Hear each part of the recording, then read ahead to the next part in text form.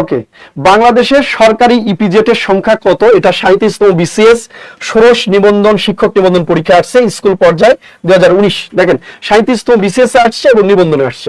তাহলে বলেন বাংলাদেশে সরকারি ইপিজেড, তাহলে ইপিজেড মানে আমরা আগে বলেছি এক্সপোর্ট প্রসেসিং জোন, যেখান থেকে রপ্তানি প্রক্রিয়াকরণ অঞ্চল, যেখান থেকে রপ্তানির জন্য প্রসেস করা হয়। তাহলে বাংলাদেশের রপ্তানি কয়টা আছে? এখানে 6, তারপর অপশন খতে 8, 10 এবং 12। তাহলে দেখবেন বাংলাদেশের সরকারি ইপিজেড এর সংখ্যা কতটি? তাহলে আমরা যারা আপনারা হচ্ছে মোট ইপিজেড আছে 10টি, এর মধ্যে হচ্ছে সরকারি ইপিজেড 8, বেসরকারি ইপিজেড হচ্ছে 2টি। তাহলে এটার উত্তর হচ্ছে অপশন খ। তাহলে সরকারি মোট ইপিজেড হচ্ছে 8টি। এগুলো মনে রাখার টেকনিক বলে দিলাম। CD, MC, ইউওক।